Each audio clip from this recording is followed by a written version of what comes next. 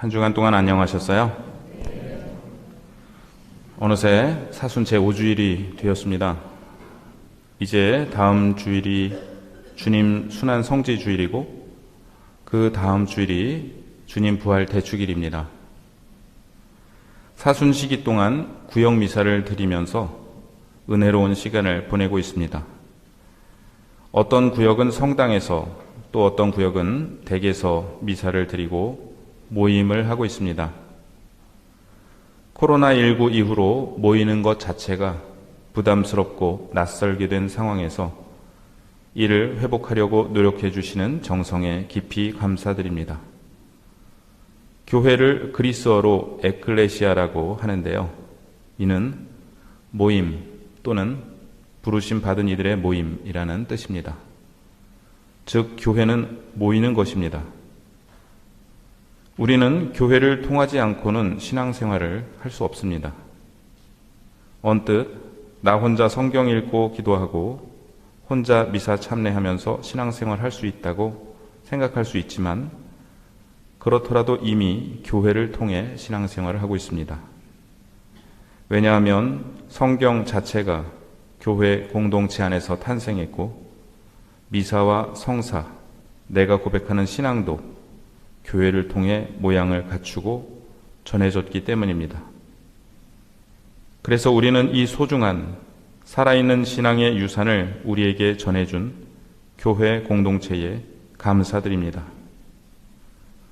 더불어 바로 내 옆에 계신 분, 내 앞에, 내 뒤에 계신 분들께 감사드립니다.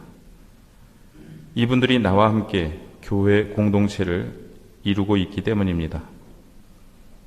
나와 함께 미사를 드리는 이분들이 계시지 않는다면 나 혼자만을 위한 미사는 드려질 수 없습니다.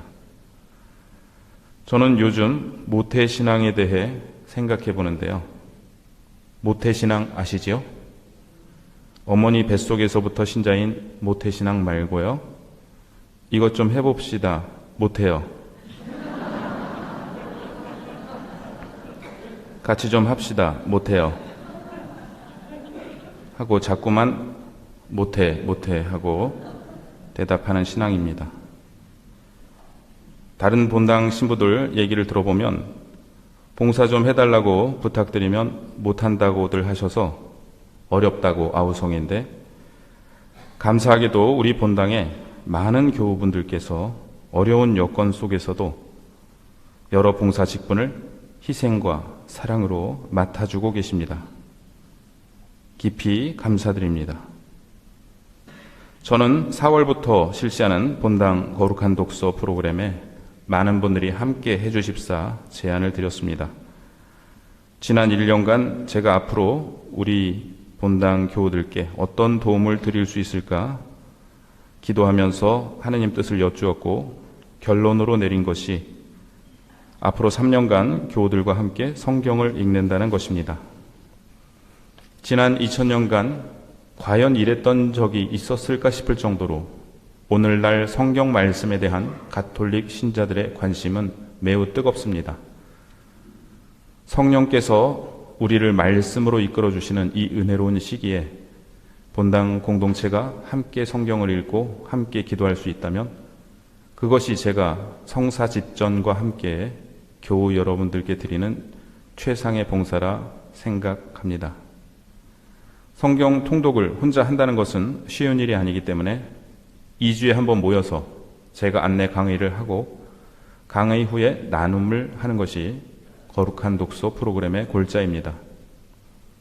강의 듣는 것은 괜찮은데 나눔이 부담스럽다고 그냥 강의만 들으면 안 되느냐고 물으시는 분들이 계신데요. 저는 이렇게 대답드리고 싶습니다. 저는 안 부담스럽나요? 무척 부담스럽습니다. 그리고 한 학기가 끝날 때 과연 몇 분이나 남아 계실까 걱정도 많이 됩니다. 제가 강의를 하지 않고 외부 강사를 모셔오려고도 생각했는데 그러면 제가 모태신앙인이 될 수 있다는 걸 깨달았습니다. 그런데 강의는 각자의 거룩한 독서와 나눔에 도움을 드리기 위한 것이기 때문에 강의보다는 나눔을 통해 더 큰 유익이 있을 것이라고 말씀드립니다. 나눔은 원하시는 분들과 같은 조에 들어가실 수 있는데요.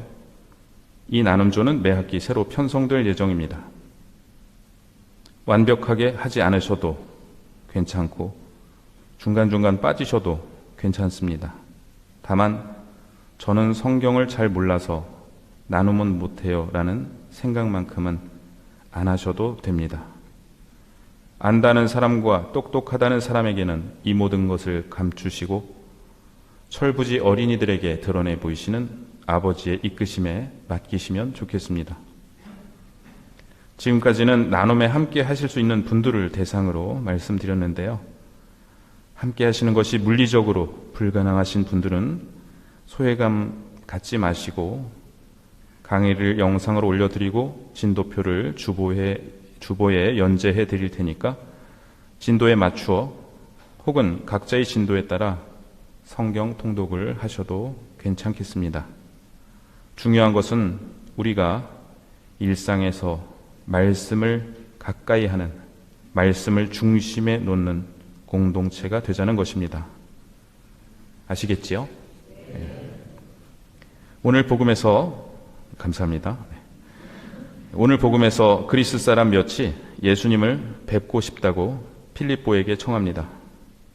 안드레아와 필립보가 예수님께 이 말을 전하자 예수님께서는 그 사람들을 불러오라든가 하시는 말씀 없이 사람의 아들이 영광스럽게 될 때가 왔다면서 말씀을 시작하십니다. 좀 생뚱맞아 보이는데요. 실은 그렇지 않습니다. 예수님께서는 하느님 백성을 모으기 위해 이 세상에 오셨는데 그들은 유다인과 이방인입니다. 오늘 복음의 바로 앞 단락에서 예수님께서는 예루살렘에 입성하시고 유다인들은 환영했습니다. 그런데 뒤이어 이방인인 그리스인들이 예수님을 뵙고 싶다고 말하는데 이는 얼굴 한번 보자는 얘기가 아니라 예수님을 믿고 싶다고 청하는 것입니다. 이제 이방인들이 당신께 대한 믿음을 갖기 시작하기 때문에 예수님께서는 사람의 아들이 영광스럽게 될 때가 왔다고 말씀하십니다. 세속의 권력은 높은 자리에 앉음으로 인해 영광스럽게 될지 모르지만 예수님께서는 십자가에 높이 달리심으로 인해 영광스럽게 되십니다. 그런데 예수님께서는 이제 제 마음이 산란합니다. 무슨 말씀을 드려야 합니까? 아버지, 이때를 벗어나게 해주십시오 하고 말할까요? 라고 말씀하십니다. 다른 복음서들과는 달리 요한복음에는 예수님께서 겟세마니 동산에서 고뇌하시는 장면이 나오지 않는데요. 그래서 오늘 복음이 요한복음의 겟세마니 장면이라고들 이야기합니다. 겟세마니에서 그러나 제 뜻대로 마시고 아버지 뜻대로 하소서라고 기도하시듯 오늘 복음에서는 그러나 저는 바로 이때를 위하여 온 것입니다.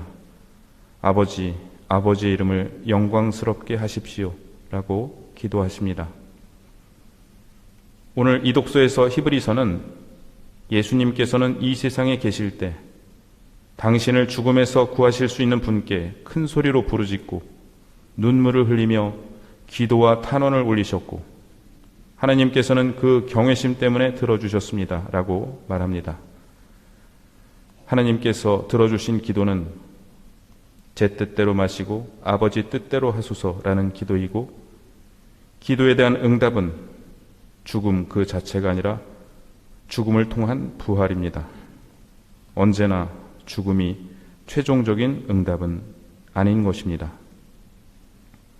1독서에서 하느님께서는 예레미야 예언자를 통해 새 계약을 맺으시겠다고 말씀하시는데요. 이 말씀을 예수님께서는 최후의 만찬 때 인용하십니다. 나는 그들의 허물을 용서하고 그들의 죄를 더 이상 기억하지 않겠다 하는 독서의 말씀은 이 잔은 너희를 위해 흘리는 내 피로 맺는 새 계약이다 라는 예수님의 말씀으로 이어지고 지금 우리가 봉헌하고 있는 미사를 통해 결정적으로 이루어지고 있습니다. 마지막으로 예수님께서는 나는 땅에서 들어 올려지면 모든 사람을 나에게 이끌어 드릴 것이다 라고 말씀하십니다. 제대 뒤에 예수님의 십자고상이 있습니다. 십자가에 계신 예수님을 한번 바라보시겠어요?